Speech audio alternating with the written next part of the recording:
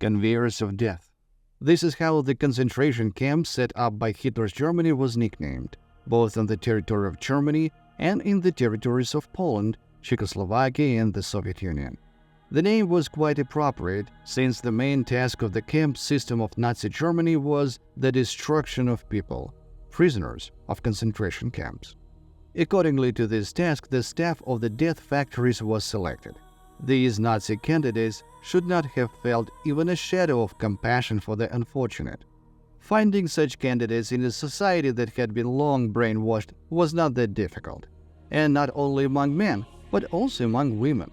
Female guards overseers became an integral part of the Nazi system of extermination of concentration camp prisoners. The angels of death of Adolf Hitler fully justified the trust of their Führer.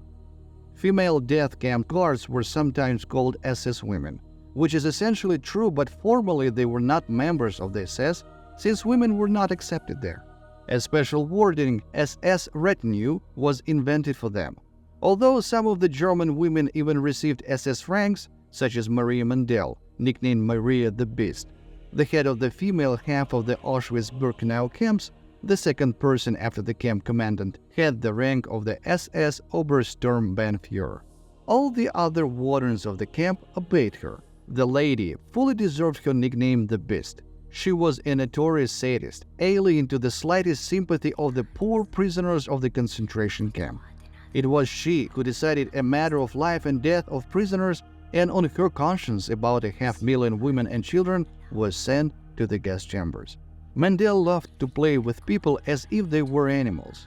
These were scary games. She could force any prisoner, no matter a woman or a man, to play the role of an animal, for example a dog or a cat. She had a lot of fun when a living person jumped and bleated like a goat, or two prisoners butted heads pretending to be lambs or bulls. Perhaps the most sophisticated mockery was that she, for a while, could show signs of attention to the prisoner. For example, they washed him in the bathhouse, dressed him decently, and began to feed him well. Mandel began to show almost maternal concern for the poor prisoner, wondering if he or she was being offended. People who survived the horrors of a concentration camp and suddenly again feeling a more or less human attitude toward themselves and even participation relaxed and lost their vigilance.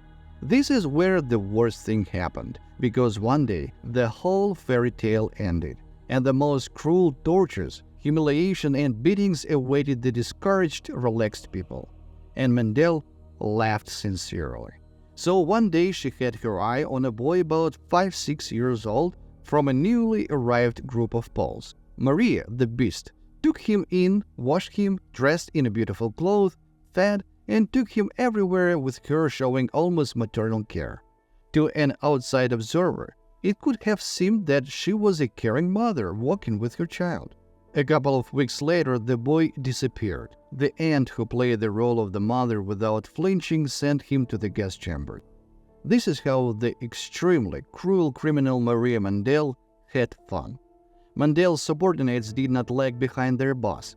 Warden Irma Grace, beautiful monster, blonde devil, angel of death, all these were her nicknames. She worked in different camps, but she made her career in Auschwitz under the supervision of Mandel, who apparently, feeling a kindred soul, if it is at all appropriate to talk about soul here, appointed Irma as a senior guard, which was a decent camp career for a young girl.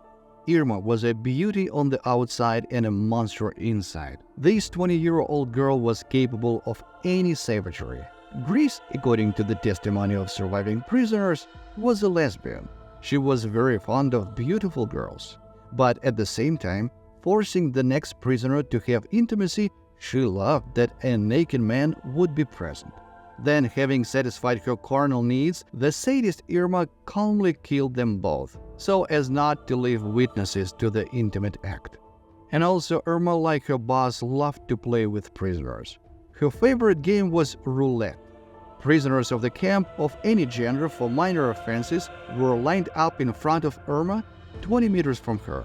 Grace sat down on a chair and pulled a pistol out of her holster, blindfolded, after which she moved the pistol left and right, pointing the barrel at the prisoner.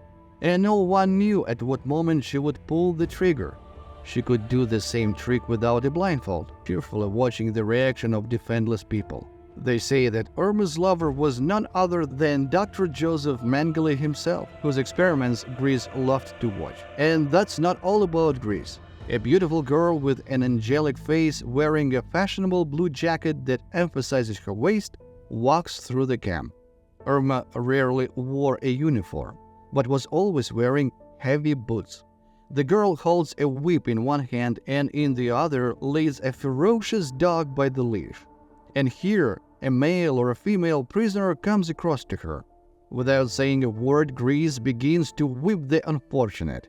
The prisoner tries to dodge the blow, covering his or her face, which makes the Nazi even more furious, and she uses her boots, after which she unleashes a hungry dog on the prisoner.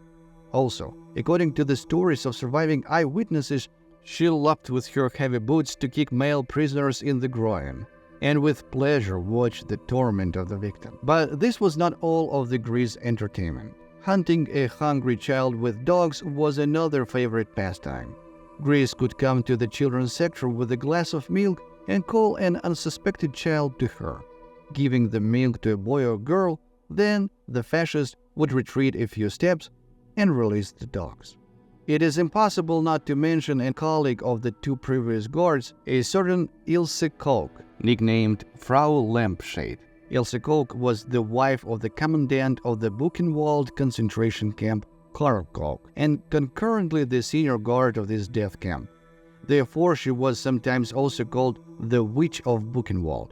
Koch was fond of tattoos, but not on herself, of course. She liked areas of tattooed skin on people, and most of all, she liked crafts made from such leather. That's why she got her nickname, Frau Lampshade. If a person with an interesting tattoo ended up in the camp, usually a man, his fate was predetermined. At the same time, Ilse Lampshade could at first talk with the future victim through an interpreter. She could ask the unsuspected poor fellow about the history of the tattoo, where and under what circumstances it was made, after which the prisoner was stopped feeding and he was given only water to make it easier to separate the skin from the meat. Then the prisoner was injected with poison, and Frau Lampshade replenished her collection of tattooed skin flaps for beautiful crafts. Unfortunately, it was not possible to prove this terrible hobby of the Koch family in court, due to the fact that all traces and products were destroyed either by the Kochs themselves or by the Gestapo before the end of the war. The fact is that Karl Koch was convicted by a German court, but not for cruel treatment of prisoners, of course. The Koch family, led down by greed, they so ardently robbed the prisoners who ended up in the camp, forgetting at the same time to share not only with the Reich, but also with important people above them. In the end, they were caught. Theft on an especially large scale was punishable by death in Nazi Germany. Therefore, the SS man Koch was shot by the German executioners. It is possible that they cleaned up after him too. The SS men in the camp were very ingenious in their abuse of prisoners. They could, for example, organize races. They harnessed men and women to a chase and organized competition to see whose chase would take the fascists lounging in it to the finish line faster. The winning team of drivers received the right to live for some more time. The losing team of prisoners was sent to the crematorium. People could be forced to sing Nazi songs all day instead of the radio, or shout about that they were prisoners and so-called subhumans, and must unquestioningly obey the master race. They could force people to stand holding a heavy stone above their head until their hands went numb, and the stone was supposed to fall on the head of the person holding it. If it fell by, then the prisoner was subjected to severe beatings. This was one of the favorite pastime of Herta Booth, the warden of the Bergen-Belsen concentration camp. One of the teenagers who survived the camp witnessed how this Nazi shot two prisoners at once, for some unknown reason. She just took the gun and unloaded the clip. Apparently, she wanted it that way. Also, the women guards, together with the male guards, loved to watch various martial arts between prisoners, something like gladiator fights, when prisoners were forced to fight among themselves. Female concentration camp guards sometimes instilled even more fear in the prisoners than their male colleagues. It was as if they were competing with each other in their sadism. In the end, many of them were punished by the gallows, some by life imprisonment. But many managed to avoid serious punishment. They got off with a mild fright and received minor sentences. Thus, Mendel and Grease were persecuted. But the sadistic Koch was initially released from prison without serving even 5 years. And only public outrage forced the authorities to take up her case again and give her, after all, a life sentence. But her to both got off with 10 years in prison, of which she served only 6 years.